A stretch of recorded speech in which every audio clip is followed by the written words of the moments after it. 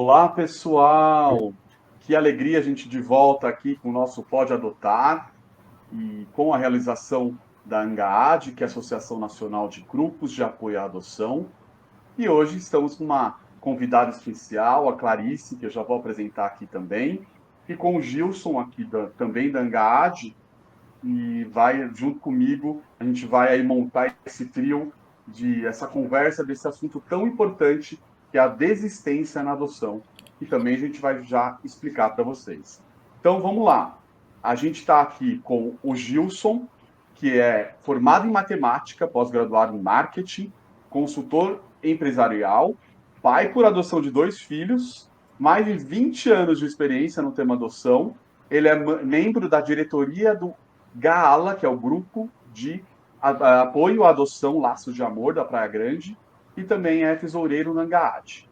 E já vou aproveitar e apresentar a Clarice, que é secretária executiva bilíngue, trabalha na área administrativa financeira de uma empresa, faz parte da diretoria da ABID, que é a Associação Beneficente de Indaiatuba, e está na coordenação do projeto de vida do Grupo de Apoio à Adoção.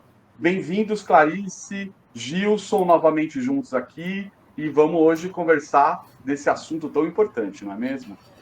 Importante e sério, né? Tudo bem, pessoal? Bem-vindos. Importante e sério, exatamente. Muito bom, gente. Eu acho que para a gente começar já explicando para quem não está nos ouvindo, aliás, gente, não deixem de ouvir um tema anterior que a gente falou do passo a passo, né, dos primeiros passos da adoção, foi nosso tema anterior. Não deixem de ouvir onde vocês estiverem e também ver, porque a gente também tem a possibilidade. E, bom, a gente já vai falar um pouco aí sobre desistência na adoção. E aí, Clarice, se você puder falar para a gente, o Gilson também complementar, o que significa essa desistência na adoção exatamente? Então, eu acho que a desistência ela pode acontecer nesse primeiro momento de aproximação e enquanto estiver com a guarda para fins de adoção. Depois de formalizada a adoção, é devolução, gente, não é desistência da adoção, tá? Então, o que a gente vai conversar, o que a gente vai tratar aqui, é desse período, então, de aproximação, de convivência, de guarda para fins de adoção, né?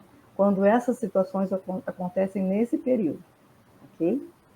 É mais ou menos isso que a gente vai conversar. Até porque, Gilson, né, quer complementar?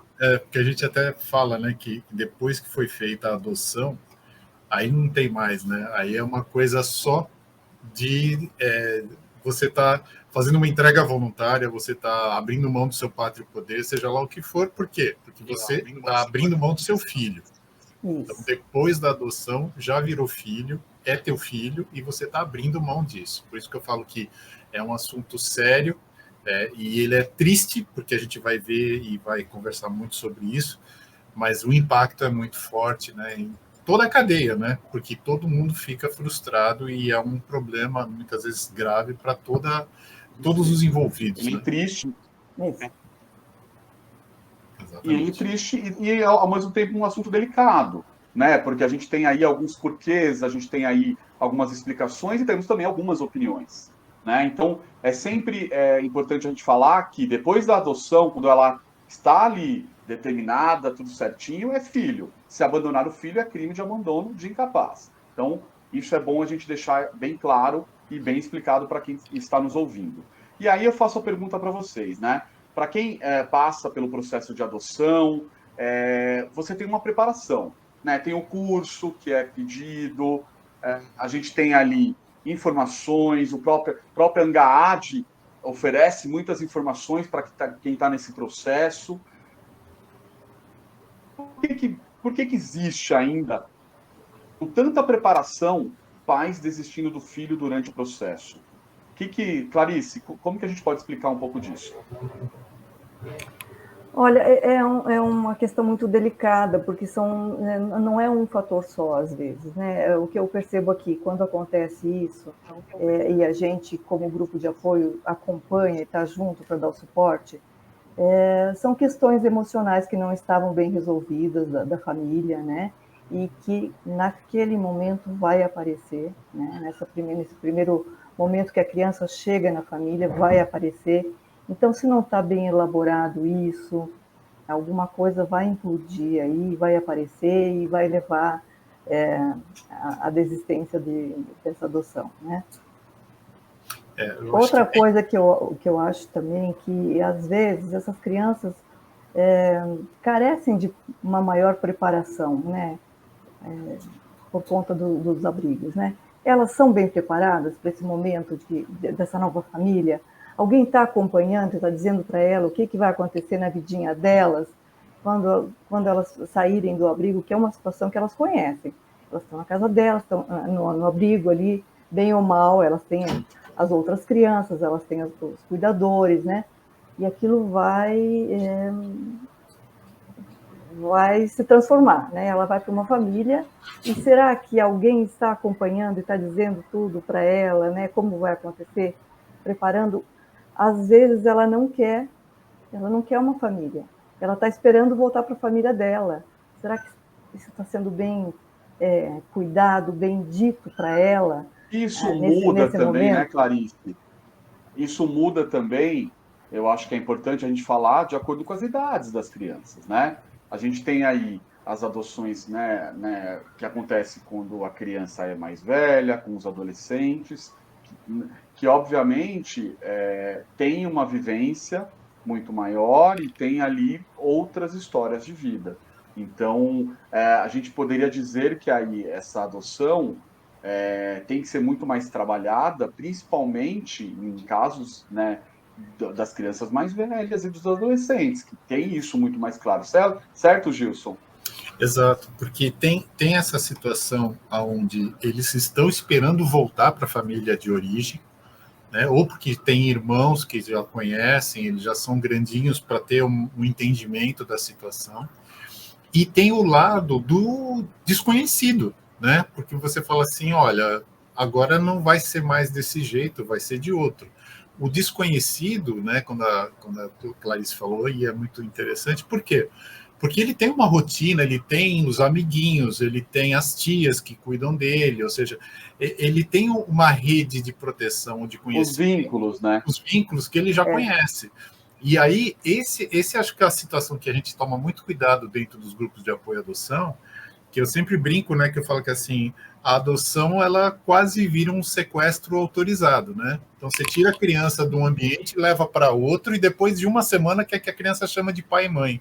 Né? Não é assim que funciona, né? Então, ela precisa se entender, conhecer essa nova rotina, ela vai passar a ter influências que ela não tinha na casa, ela vai ter responsabilidades que ela não tinha no acolhimento, né?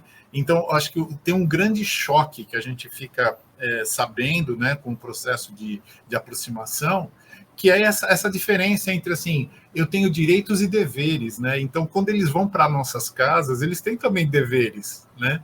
E aí esses deveres normalmente não estão vinculados com o que ele fazia quando ele estava Na no verdade, processo de se a acolhimento. gente for pegar, e eu acho que é até importante você falar nessa palavra, né? Você falar de deveres, né? A palavra deveres, a questão é, a criança, inclusive, ela espera por essas novas regras, ela espera por esses novos deveres, porque isso faz parte daquela rotina que a gente vai criar, uma rotina nova, né? Eu vou ter aqui um exemplo meu, né? Que já contei aqui outras vezes. Estou adotando duas crianças, né? Acabei de adotar duas meninas de 7 e 9 anos, e que eu falo isso a todos os lados, tanto eu cuidei de me preparar para isso, como elas também foram preparadas. Então, teve conversa com grupos de apoio, teve o próprio SAICA, né, que é o que a gente chama o lugar onde elas ficam, o abrigo que a gente chama de SAICA, que é importante a gente dar esses nomes, né, certinhos, e elas foram preparadas para isso. Perguntado, olha, vocês querem, é uma nova família, como que vocês desejam essa nova família? Uma informação que me chegou e foi super interessante, que elas queriam uma família com cachorro, por exemplo, né? E eu tenho uma cachorra. Então isso, gente, Ponto para pode vocês. parecer Pode parecer uma bobagem, mas é zero bobagem, né? Então, em conversa com o Júnior, que é vice-presidente da Angaad, sempre a gente falando da necessidade da preparação para os futuros papais, mamães e para os futuros filhos, né? Então, essa preparação ela é fundamental para que a gente tenha cada vez menos que falar na palavra desistência. Certo, Clarice? Certo, e eu acho que a gente acredita muito no projeto de vida nesse período de preparação dos pretendentes. Habilitou, aí fica aquele vácuo até chegarem as crianças, né? E a gente tem um grupo que dá esse suporte, que dá esse apoio, né? Nesse período assim, que é de angústia, de incerteza até chegarem as crianças. Então a gente vai conversando sobre outros assuntos. Quando a adoção chega dentro de casa, né? Quando ela acontece. E está sendo muito rico, né, para as pessoas que estão participando, porque são temas variados. A gente propõe uma roda de conversa e ali surgem todas as angústias, as demandas, né, as curiosidades, tudo que a gente não abordou nesse período de preparação de pretendentes, a gente aborda nesse grupo. E é muito legal, e a gente percebe a diferença, né? Quando o pretendente passa nesse grupo, ele se prepara nesse grupo, a coisa fica mais suave depois, né? Então, a nossa intenção é diminuir justamente essa devolução, né? Para que as pessoas entendam a importância disso, né? E compreendam que esse momento é muito significativo para a criança também, e que tem que ter um entendimento, o olhar, né? Se colocar no lugar da criança, né? Nesse momento. É um aprendizado dos dois lados, né? Então, Perfeito. E Gilson, a gente fala sempre muito na Angaad da importância da prioridade que é sempre a criança e o adolescente, certo? Exatamente. E eu acho que tem um fator que a gente sempre tem que tomar muito cuidado dentro dos grupos de apoio, é a idealização, né? Ou seja, como você imagina que o seu filho vai ser, como ele vai reagir. E isso daí é um choque, né? Que quando vem na vida real, né? A gente fala assim: nossa, será que eu sabia que ia ser assim? Será que eu estava preparado? Então, o grupo de apoio, tanto quando a gente faz o pré ou pós-adoção, eu sempre falo que treino é treino, jogo é jogo, né? Então, você está trabalhando com os pré, né? Os candidatos à adoção. Então, o pré-processo de adoção. O jogo começa depois que a criança chega, né? E aí não tem manual, não tem um monte de coisa. Então você vai ter que descobrir na vida real. Então, quanto mais você participar das reuniões, mais seguro ou mais você fala assim, cara, será que isso é normal? É normal, porque alguém já contou, alguém já comentou no grupo que aconteceu com o filho, que aconteceu com alguém que está dentro do processo. Então, isso também dá uma tranquilidade para os pais, né, na hora que as crianças chegam, exatamente por isso. Porque eu acho que a grande expectativa que a gente coloca em cima dessas crianças, dos nossos filhos, né, e isso pode ser biológico, pode ser adotivo, a gente sempre quer que eles sejam os melhores, ou que tenham as melhores notas, as melhores, né? E, cara, tem um distanciamento da realidade que a gente precisa puxar isso. Você trouxe aqui um caso. Você trouxe aqui um caso, Gilson, muito interessante, verídico, que eu vou contar um pouco do que acabou de acontecer comigo. Tenho duas meninas que estão na fase de prova, a primeira prova que eu estou passando com elas. Gente, eu estou há 50 dias direto com elas. Então é muito novinho, né? E eu sou o cara da cultura. Meu pai já falecido é jornalista, eu sou jornalista, né? Então, eu tenho uma coisa com o português, principalmente, e, né, com a língua portuguesa, enfim. E aí, óbvio, gente, que expectativa que eu tinha das duas meninas? Que elas brilhem na língua portuguesa, que elas sejam as melhores alunas, tudo. E aí, conversando, né, a gente estudou bastante para as provas, e conversando com o pessoal da Vara da Infância, que eu preciso elogiar, que eu estou sendo atendido pela Vara da Infância do Ipiranga, aqui em São Paulo. Foi uma conversa sensacional, porque falando de expectativa, do peso que a gente não pode ter das nossas expectativas com relação à criança, né? Porque uma coisa é a realidade que elas têm, são as referências que elas têm, o aprendizado que elas têm, o histórico que elas têm. Uma coisa é o que eu desejo para elas, a minha ansiedade, porque nós somos pessoas ansiosas em geral, e as nossas expectativas e desejos, né? Então, eu acho isso que você falou muito pertinente, porque é isso, é o dia a dia, é o jogo, é o dia, né? É a vida real, né? Então, como é importante a gente ter essa preparação e como é importante a gente estar ali sempre em contato com informações, com os grupos de apoio à adoção, com o apoio de especialistas, terapeutas, psicólogos especializados. Eu sempre falo muito nisso, porque não é simplesmente um terapeuta, não é simplesmente uma psicóloga, são pessoas preparadas e especializadas. Então, eu acho que ter essa ajuda de especialista, como é a ANGAAD, né, como associação, como todos os grupos de apoio que a ANGAAD também trabalha, né? Então, acho que isso é bem, bem importante. Ok. Ô, A Gilson, me expectativa e conta a uma coisa. realidade As na pessoas, adoção, né? Oi? Foi sem Clarice? dúvida, sem dúvida. É, Eu ia é só a pedir um complemento do expectativa. Gilson, Ah, das pessoas que querem procurar, Clarice também, as pessoas que querem procurar ajuda. O que elas fazem hoje? Me contem pra gente. Qual que é o caminho aí, quem quer procurar esse apoio que a gente tanto está falando? Você responde aí, Clarice. bom, no nosso grupo de apoio, nós temos uma equipe de 6 psicólogas, né, que atendem o pós-adoção. Então, e nesse momento delicado da vinculação, as famílias elas ficam, claro que não é obrigatório, mas a gente disponibiliza esse acompanhamento, né? Então, claro que são as reuniões mensais, a gente faz reunião com os pais e cada família coloca a sua situação e entre elas vão se ajudando, né? Quando alguma família já teve uma experiência e pode passar para outra, né? Isso é muito legal, é muito rico, né? Claro, e sob a orientação das psicólogas que estão acompanhando, né? Individualizado também, a gente faz atendimento que tem situações que complica mesmo, a família entra em pânico em alguns episódios, assim, nesse primeiro momento, né?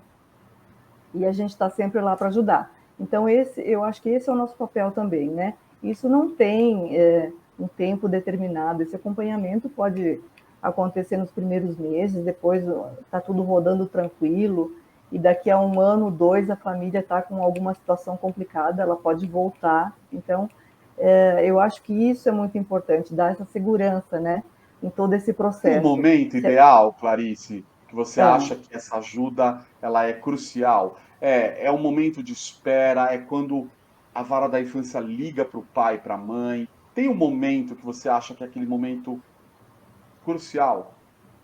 eu acho que é quando a criança chega na família. É que aí as coisas vão acontecer, né? Aí a criança chega, a família. Claro que tem esse momento, esse período de estágio de aproximação, né? Mas as coisas realmente vão acontecer quando a criança chegar na família, né, com a guarda e definitivamente ela vai começar a convivência, né? Aí eu acho que muitas vezes precisa de ajuda. E também para entender esse momento da lição de casa, que a criança não está acompanhando na escola, e que os pais têm uma expectativa e a criança não consegue corresponder, né? Como que a gente ajuda essa família aí nesse momento, né? Questão de alimentação, muitas vezes, né, a criança não come determinados alimentos e aí a família, né, e eu faço o que agora? Ou então birras, né, que acontecem nesse primeiro momento. Então, são N situações que a gente consegue ajudar, né, dando um suporte, e às vezes é só conversar, gente, não é precisa, né, porque aquela demanda, aquela carga está sendo tão pesada nesses primeiros momentos, né, às vezes a pessoa precisa só jogar para fora para aliviar um pouco, e aí eu acho que aí é importante, aí Esse estalo, né? é, é. E eu acho que aí a gente consegue também muitas vezes evitar essa devolução, sabe? Eu queria acrescentar uma pergunta importante. Dá para a gente dizer, que há períodos distintos a partir da chegada da criança ou do adolescente? Eu acredito que sim. Até eu acho que dá para encaixar o que eu ia falar exatamente nessa pergunta, porque, falando da expectativa que a gente tem em relação a eles também têm expectativa em relação a gente, né? Então, como eles imaginam que vai ser esse processo, ou como eles fantasiam que vai ser essa chegada, ou quem é o pai ou quem é a mãe, né? Então, como vai ser isso? É a mãe que ele idealizou? É o pai que ele idealizou? Não sei. Então, essa troca, né, de expectativas e alinhamento, ela é importante exatamente por isso.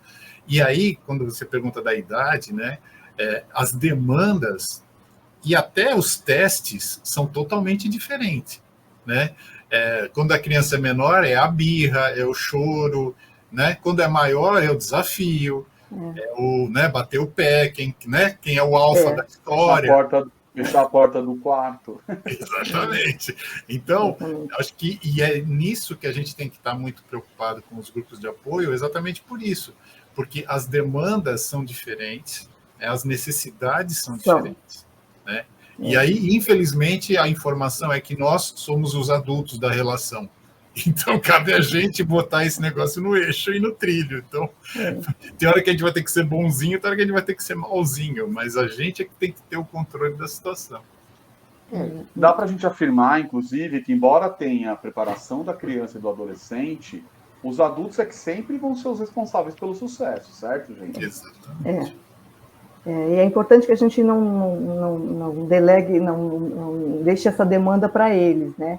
Que eles não se sintam responsáveis por dar certo. Não, quem optou por fazer esse processo, dar seguimento a esse processo, foram os adultos, né? Eles que têm que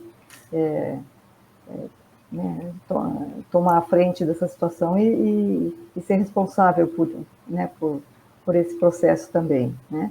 E é interessante, quando é adolescente, né, a gente tem algumas experiências de adoção de adolescentes, né, é diferente, a demanda é diferente, as situações são diferentes, né? E quando o adolescente não quer ser adotado?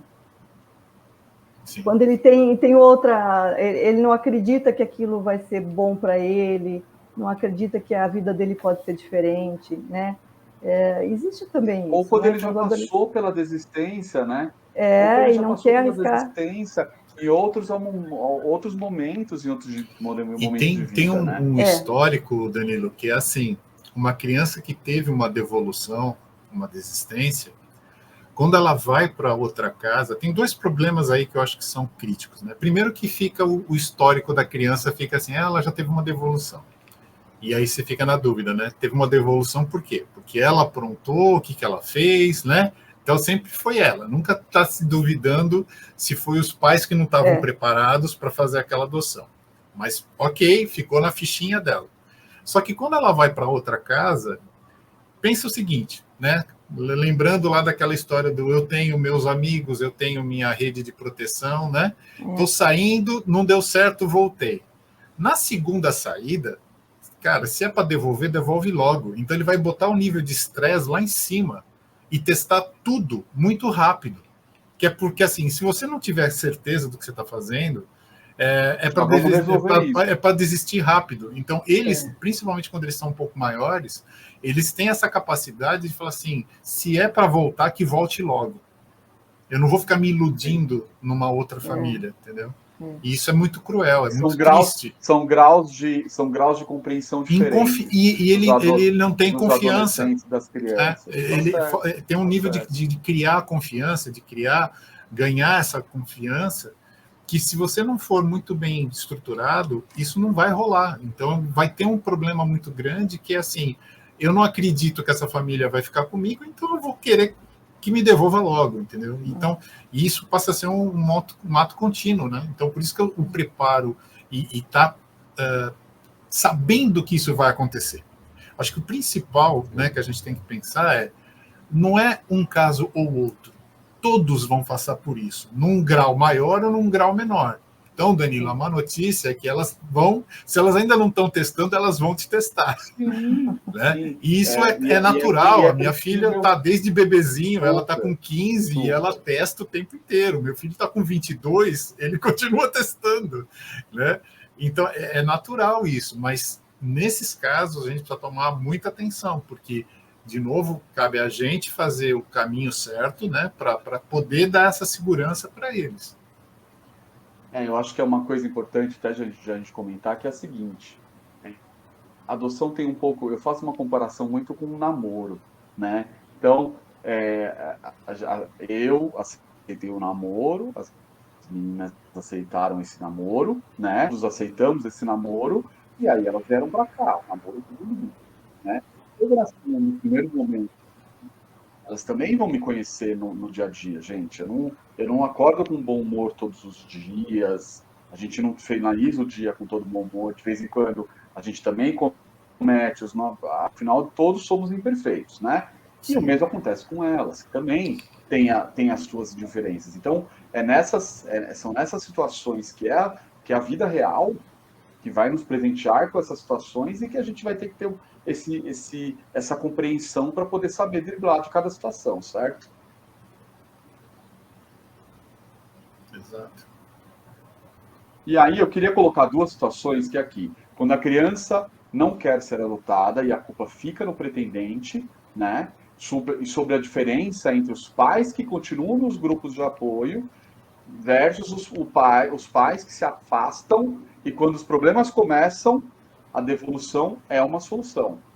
Então, o que dá para a gente falar um pouco dessas situações, gente?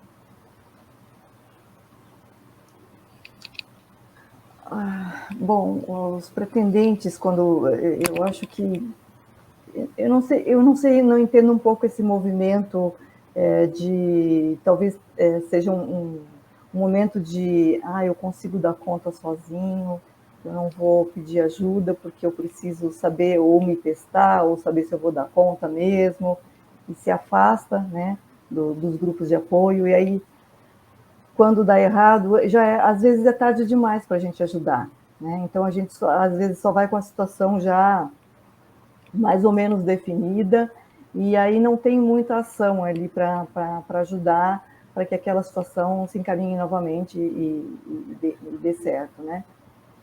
E, gente, é muito complicado quando não dá certo, né? É muito dolorido para a criança ou para o adolescente que passou por esse insucesso, né? E eu acho que às vezes os casamentos não resistem, às vezes as crianças, as famílias ou o pretendente desiste de continuar na fila da adoção, né? Por conta de uma aproximação que não deu certo. Então é muito dolorido esse retorno, esse não dar certo, né? Esse ter que devolver a criança ou a criança não querer a adoção. É muito complicado. A gente vive junto com os pretendentes desse período, então a gente sofre junto também, né, quando as coisas não funcionam muito bem. E por isso que a gente sempre pede, né, para as pessoas que estão participando do nosso grupo, não precisa fazer sozinho. A gente está lá para apoiar, então o que a gente puder ajudar, a gente está junto para ajudar, né? Porque não é fácil, não é fácil em algumas situações. A gente, às vezes, né, vê famílias aqui que adotam 2 ou 3, um grupo de irmãos, né? E com apoio, com ajuda, vai dar, claro que tem os seus percalços, mas vai em frente e depois é sucesso. E às vezes uma adoção, uma criança só, o complicador é muito grande. E também, gente, a gente não está, a família não está nesse período de verificar se vai dar seguimento ou não.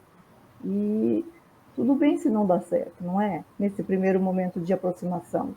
Não é para se conhecer e ver se vai seguir adiante ou não, nesse primeiro momento, primeiras semanas. é uma coisa Arrumar assim os difícil. acertos, né, Clarice? A gente vai aprendendo, vai apertando um parafuso daqui, vai. Eu acho que tudo é tão. Eu acho que tem uma palavra que eu gosto muito de falar, a palavra não é nem paciência, sabe? É você ter essa sensibilidade, ter essa flexibilidade, sabe? De poder enxergar esses detalhes, né? Eu queria que vocês já explicassem, que eu acho que isso é bem importante. Tem duas perguntas aqui para vocês, tá? Primeiro que né, o Gilson pode ajudar a gente, Clarice, queria fazer a você também, o que é o período de aproximação, para que as pessoas saibam o que é o período. E outra pergunta, emendando, se a criança ou adolescente não quer ser adotada, se isso deveria ter sido visto pela equipe técnica bem antes do estágio de convivência. Quiserem, vamos ver aí por onde a gente começa. Tá. Eu começo então falando sobre o período de aproximação, né? Quando você está andando com o teu processo de adoção, né? Você vai ser chamado para aparecer uma criança, né? Ou um adolescente dentro do perfil que você estipulou, e você vai começar um processo de aproximação. O que é esse processo? Inicialmente são algumas visitas, sejam na casa ou ele vem para sua casa temporariamente, e depois vem um processo que é da guarda provisória. Então, a guarda provisória, quando você recebe esse documento oficial, você já começa a ter responsabilidades pela criança ou pelo adolescente. Você pode até colocar dentro do teu plano médico, você pode fazer matrícula na escola, ou seja, todo o processo de documentação da criança com a guarda provisória, você já tem esse procedimento de entender, de aproximar. E a guarda provisória, ela tem períodos de renovação. Então, durante esse período que você está com a criança, você vai ter entrevistas que você vai ter que voltar no fórum, você vai falar, você vai entrevistar a criança, vai entrevistar você, vai entrevistar a família, né, para entender como que está essa dinâmica de aproximação e de conexão que está sendo criado, né, e o processo ele vai se repetindo. Então, normalmente a cada 6 meses, dependendo da comarca, é de 1 ano em 1 ano, depende muito de como é cada Tem comarca. diferença entre os Tem períodos de diferença. aproximação. Mas o que Existe, acontece às sempre. vezes, existem casos, né, Gilson? Sim, sim. E aí, eu acho que isso é até um motivo também de outra ansiedade, né? Porque uma coisa é você estar ansioso até as crianças chegarem. Aí as crianças chegaram, ou a criança chegou. E depois você começa, bom, mas que hora que vai terminar o processo? Quando que vem a guarda, que a gente chama de guarda definitiva, que na verdade não tem guarda definitiva, é o processo de adoção final, né? O encerramento do processo. E isso fica sempre uma ansiedade. Então, hoje, assim, a gente vê muitas pessoas, né, muitas famílias nos grupos que estão com as crianças, e a pergunta que fica é: quando vai sair? Quando vai terminar a documentação? Quando vai sair com o meu nome? Então, isso também é um processo que a gente tem que estar valorizando e entendendo, porque é a dinâmica da criação do vínculo, né? Então, as crianças estão se vinculando às famílias, as famílias estão se vinculando às crianças.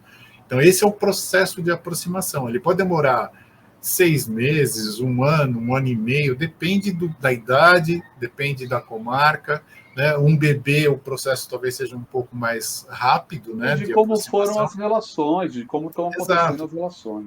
Porque Uma essa coisa bem dinâmica importante, muda muito de família para família, né? muito, muito, muito. E aí eu queria acrescentar também uma vivência, que é a seguinte: agora eu estou no período, por exemplo, que eu tenho uma conversa agendada com a Vara, e aí o que eles sugeriram para mim, por exemplo, para eu poder trabalhar com a questão sobrenome das meninas agora. Por quê? Porque elas têm o nome delas, que o nome delas é mantido, tudo bonitinho, mas que aí quando tiver, né, foi, né, tudo resolvido ali, né, eu tô com a guarda provisória, né, é, trabalhar isso. Isso está sendo um trabalho que eu estou conversando com elas. Olha, o que você acha? Vamos começar a assinar isso na escola, nos caderninhos da escola, porque, gente, não é uma brincadeira, simplesmente o teu período, né? A mais velha está com 9 anos. Imagina que durante o período escolar dela, em que ela sabe escrever e etc., ela assina o nome, o segundo nome e os 2 sobrenomes que ela tem. Então, simplesmente do nada, eu caio né, cai uma história ali no colo dela, falando, olha, seu sobrenome agora não é A, seu sobrenome agora é B, né? Então a importância da gente também ter essa sensibilidade de envolver as crianças e os adolescentes nessa transformação, né? De fazê-los participar e de desejar essa transformação, né? Que eu acho que isso é importante. Aí a gente tem então a pergunta que eu tinha feito, que é se a criança ou adolescente não quer ser adotado, né? Isso deveria ser visto pela equipe técnica bem antes do estágio da convivência. Clarice, você ajuda a responder essa pergunta? Em tese seria, né? Essa preparação é muito importante. Mas às vezes não sei, quando os adolescentes estão em acolhimento, eles têm uns amigos, né?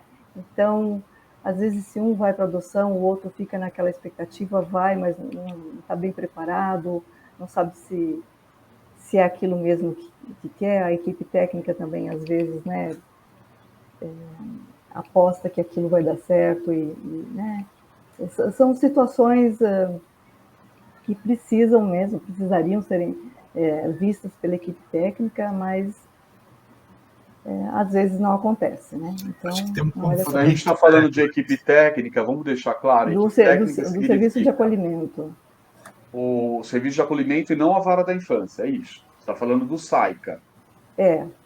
Eu acho que nos dois, né? Seriam os dois que precisariam trabalhar em conjunto para que essa ideia, né? Esse desejo floresça, ou, né?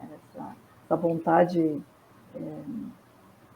de ir para uma família, né? Que seja bem Eu vou deixar conduzida. só claro para quem não sabe, os SAICAs, que são os que a gente chama de, né, antigamente a gente chamava muito de abrigo, ainda chama, né, que são os serviços de atendimento. Depois eu vou pegar aqui a sigla certinho, tá? Eles são formados por psicólogas, assistentes sociais. Então, quando a gente fala desse atendimento técnico, é bem importante que todos os abrigos, os SAICAs que a gente chama, tem sempre esse grupo de apoio técnico lá dentro, que junto, né, com a vara da infância, vamos também explicar que às vezes uma criança está passando pelo processo de adoção com uma vara, às vezes uma criança, tudo acontece no mesmo SAICA, tá com outra vara da infância, e há diferenças também entre as varas da infância, das varas da infância, né? Então isso é legal a gente também deixar bem claro ali todas essas formações técnicas que a gente tem. E eu acho que tem um conflito Gente, surgiu também, mais uma gente. pergunta aqui depois, tá? Depois Tá, que é o nome afetivo. Gilson, fale aí, por tá. favor, e depois a gente Só, responde essa só, só pergunta, tá bom? rapidinho, porque eu acho que tem um conflito também quando a gente fala, né, das crianças estarem preparadas, né, ou terem esse acompanhamento prévio, né, do estágio de convivência.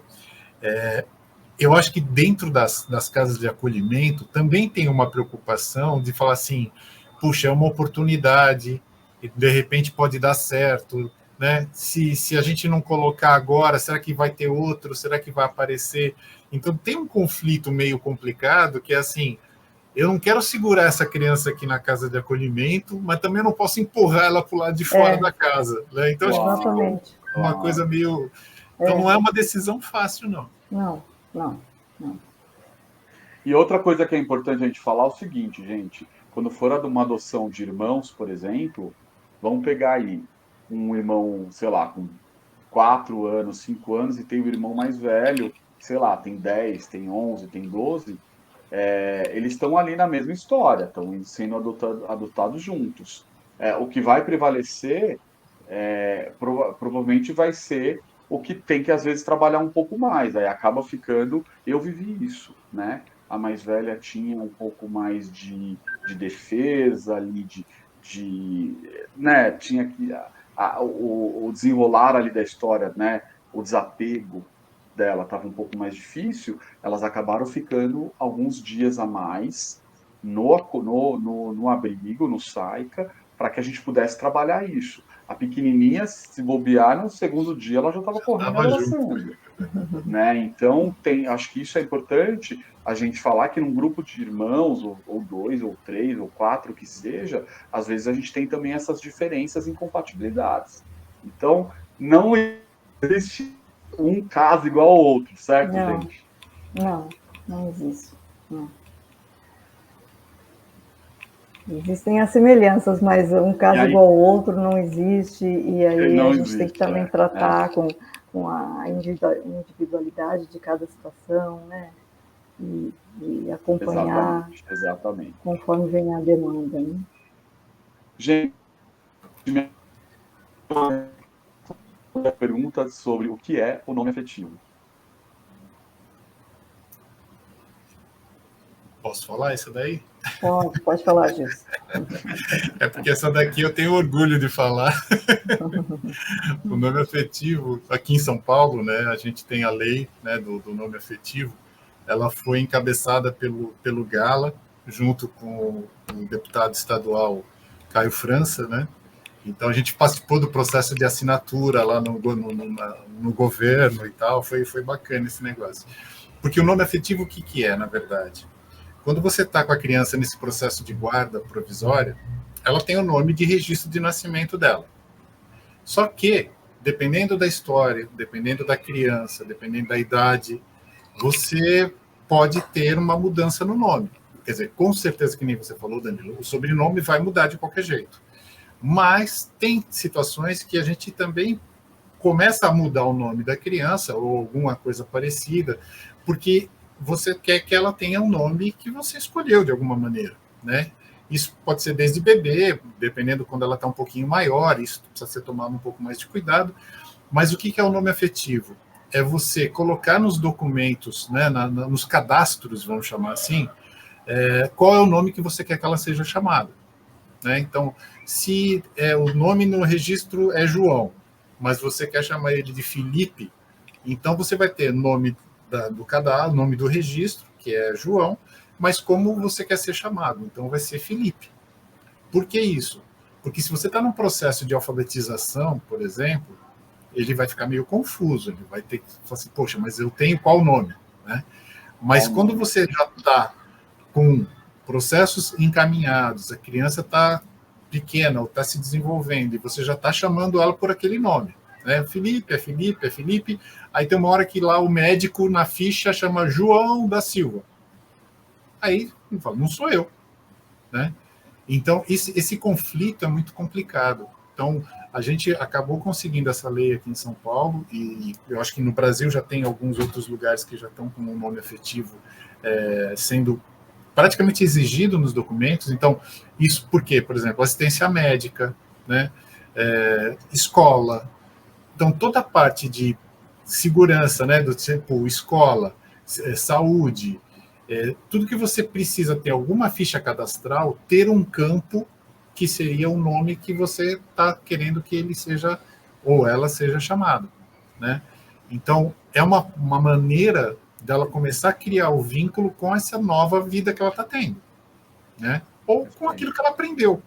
Porque quando é bebezinho, aconteceu comigo, assim, a minha filha veio com 4 meses, a gente estava na fila do pediatra, e aí a gente falou assim, olha, aqui tá os documentos, tá não sei o que lá, e a carteirinha tá com o nome do registro, né? Só que a gente quer que ela seja chamada de Melissa. Legal. Aí estou eu, minha esposa e a minha filha era quase de colo praticamente, fulana de tal, e eu com a minha mulher, blá, blá, blá, blá, blá, blá, fulana de tal, blá, blá, blá, blá, blá. Aí eu parei para olhar e falei, não é o nome da Mel, não?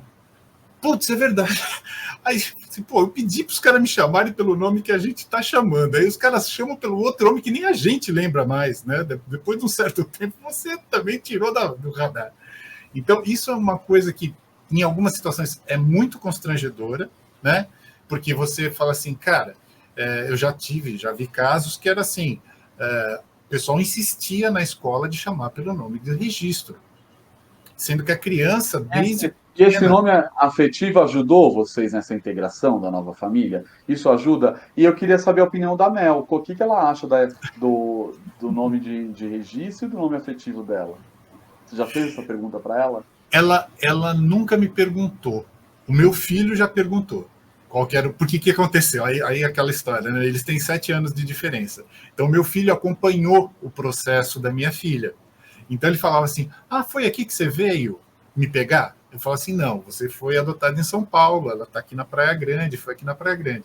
E aí vai assunto, e ele começou a construir a história dele em volta do conhecimento da história dela. Quando teve o negócio do nome, quer dizer, o nome foi escolhido por ele, né? Antes dela existir, ela já tinha nome, né? Então, quando for a menina, vai ser Melissa. Legal. Aí chegou a menina, Melissa. E aí a gente começou a falar sobre o documento, sobre o registro, sobre o nome, não sei o quê. Não deu outra. Na primeira que ele teve, ele falou assim, qual que era meu nome? Aí eu falei, ixi, agora a gente não esperava essas coisas, né? Então são coisas que a gente tem que estar preparado. Mas o nome afetivo, em algumas situações, ele é crítico. Por quê? Porque você tem o nome da mãe, que é a mãe biológica. Então, todos os registros acabam tendo uma confusão de dados. Então, pelo menos que o nome da criança seja preservado como você está chamando ela, né? E isso é importante para ela estar se reconhecendo como parte daquela família. E aí sim vai o nome, o primeiro nome, o segundo nome e o teu sobrenome, que aí é o pacote completo. E Desculpa, olha que me alonguei demais. Uma das minhas filhas, nenhuma delas tem o nome do pai no registro, né? Uhum. E aí eu precisei ir eu ainda estou com um plano de saúde acontecendo, ainda com aqueles 30 dias de carência, aquela coisa, e eu precisei ir a um hospital público com uma delas, e aí veio a informação que eu não sei da onde, não tinha no RG, o nome de um pai, que nem sabia antes. Não tinha nem na certidão de nascimento e nem no RG, e constava no documento do SUS. Olha que loucura, né? Então, é um pouco, eu não sei de onde surgiu esse nome, estava lá como registro. Quando ela passou em algum momento, eu não sei se o tio pai, aquela coisa, passou com ela em algum lugar e registrou, e esse registro ficou, isso é uma possibilidade, né? Mas olha como essa coisa do nome é muito mais complexo do que a gente imagina, né? Então, é maluco isso, né? Clarice, você quer acrescentar alguma coisa sobre o nome afetivo? Não. Tá tudo. O Gilson já Eu tenho deu uma aula aí para a gente fazer, do. eu queria fazer a gente está chegando quase no finalzinho da nossa conversa, e eu queria fazer uma pergunta que ela ficou aqui para trás ainda, que é importante. Que se é justo culpabilizar, né, culpabilizar um ser indefeso e suscetível com defasagem afetiva, histórico de abandono e maus tratos nesse histórico de desistência que a gente está falando, né? Nunca é, né? Então, por isso que os pretendentes eles precisam estar muito bem preparados, né? Eu acho que essa também é uma mensagem que a gente pode deixar aqui, né, para todo mundo que está assistindo, né? A preparação é importante, né? Vejam tudo, participem, leiam, se informem. Então, porque a criança ela não tem culpa da decisão do adulto, né? Se o adulto decidiu que ele vai começar o processo de adoção para formar uma família com aquela criança, a responsabilidade é dele. Então, a criança ela está entrando nesse processo com uma situação assim que ela já vem de abandonos, né? Então, mais uma vez, né, se não der certo, o prejuízo é dela, né? E muitas vezes ela toma essa responsabilidade para ela, que essa adoção dê certo. A criança, às vezes, não tem muita opção também, né? Então, ela precisa que essa adoção dê certo, porque a vidinha dela, né, depende daquilo, né, desse sucesso. E quando isso não acontece... É uma mensagem importante isso, né, Clarice?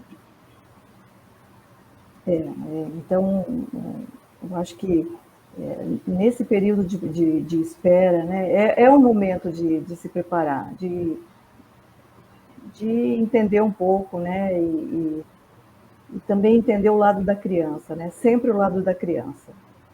Ela não está pedindo que os pais cheguem, que uma família nova. São os adultos que estão direcionando, né, para uma família. Ela, no fundo, ela só quer a família dela, a família de origem, né? Mas quando isso não é possível, ela vai Eu sofrer. vou fazer uma última pergunta e deixar o espaço também para o Gilson dar a última mensagem dele, que é aqui, gente, os GAs preparam a partir da troca de experiências com quem já passou por isso? Nós preparamos. Famílias que já passaram pelo processo, vêm e contam a sua história, contam a sua experiência, contam como foi, as coisas boas e as coisas não boas que acontecem, né? Então, é um momento assim, sabe? A família tá no grupo, está participando das experiências, das trocas, da roda de conversa. Aí chega a criança para a família e um tempo depois esses pretendentes, né, que agora já estão com a criança, vêm e compartilham, né, como foi para eles esse momento. E isso é muito rico também, né, porque dá mais credibilidade, né, ao trabalho, a tudo que a gente está desenvolvendo com essas pessoas, com esses pretendentes. E é um momento bem interessante, porque um fica torcendo pelo outro, né? Para que tudo dê certo, está todo mundo junto, né? E aí forma um círculo de amizades entre as famílias, isso é muito, muito legal. Acho que tem dois momentos, né, quando a gente fala sobre essa troca de experiência, é que tem grupos que têm pré-adoção e pós-adoção. Então, o pós-adoção é quando isso é legal, porque quando são pessoas, famílias que já estão com as crianças e elas estão com algum processo de acompanhamento, estão com algumas dúvidas, estão com alguns problemas, e é um grupo um pouco mais fechado. E aí, muitas vezes, o que a gente faz? A gente convida, que a gente chama de depoimento, né? Então, é uma família que já está com a criança fazer o depoimento para o grupo de pré-adoção. Porque aí aquela história, ele estava sentado ali naquele grupo há meses atrás e agora ele está do outro lado, né? E acho que tem muito essa coisa do identificar, né? Do que é falar assim, caramba, ele passou por isso, eu nem imaginava que poderia ter acontecido isso, ou que poderia acontecer. E isso que a gente sempre fala, né? Que os grupos, quando as famílias, elas continuam participando, mesmo depois que as crianças estão, isso é muito importante, porque o que vai acontecer, né? É que nem o meu filho lá, quando ele fez a pergunta. Quer dizer, um dia ele vai te fazer uma pergunta que vai te quebrar as pernas, né? Então, se você não faz 4 anos que você não participa do grupo, você perdeu 40 e tantas reuniões onde você poderia ter aprendido alguma coisa, né? Tem uma por mês, você perdeu 40 reuniões. E aí você fala assim, cara, talvez você se preparasse melhor para essa fase ou para essa pergunta que te desestrutura se você não estiver preparado. Então, acho que essa troca ela é constante, né? Então, por isso que é importante. E fundamental, né? Exatamente, porque você fica mais seguro, você passa mais segurança para a criança, porque eles percebem, né? Se você começar a ver já bem, depois a gente fala sobre isso, ele já vai falar, tem alguma coisa errada, estão me escondendo alguma coisa. Então, é melhor a gente responder assim. Eu falo que é que nem entrevista de consulado. É que nem entrevista de consulado. Você responde o que te perguntarem. Não exagera na explicação. Exatamente. Eu acho que é bem importante falar o seguinte, que depois que eu me envolvi com o GAAD, que eu tô, como o processo de adoção ficou muito mais leve, com muita informação, com essa troca que eu tenho com vocês, com essas leituras todas que eu faço para a gente se preparar para estar aqui e fazer esse bate-papo, por exemplo, que acho com as trocas que a gente tem com toda a diretoria, com toda a equipe, isso é bem importante da gente dividir com quem está nos ouvindo ou com quem está nos assistindo, de toda a preparação que envolve para a gente estar aqui, e aí com isso eu acabo levando para minha vida pessoal, porque realmente é um aprendizado maravilhoso. Gente, queria muito agradecer a Angaad, que está nos proporcionando esse momento tão especial, pedir para as pessoas seguirem a Angaad também no Instagram, que é super importante para a gente ter todo esse engajamento, para as pessoas assistirem os podcasts antigos, no Pode Adotar de outras edições, e sugerirem, né, temas novos também. Então, muito obrigado, gente. Muito obrigado. Obrigado aí, Wilson, e também. Na minha fala final, eu vou vender o peixinho, tá? Eu vou falar o seguinte, que a gente tem um encontro de coordenadores que está preparado e está sendo muito bem preparado. Ele vai acontecer dias 10, 11 e 12 de novembro. Tá? As inscrições já estão abertas, então é só entrar lá no site da Angaad, entrar lá no portal, a parte de encontro de coordenadores. Vai ser aqui em São Paulo, a reunião, vai ser no Vergueiro, no bairro da Central, aqui perto de metrô, tudo bonitinho, mais fácil acesso. E a gente conta com a presença de vocês lá, para a gente trocar mais informações. E o eixo principal desse encontro vai ser o tema dessa live que a gente fez hoje aqui, desse podcast, que é falando sobre os problemas e o processo, né, quando a gente fala de uma adoção que não deu certo. Então, é um tema árido, mas necessário. Então, quanto mais a gente estiver preparado para isso, menos a gente vai errar. Então, obrigado. Foi um prazer estar aqui com vocês de novo. Muito obrigado, gente. Obrigada.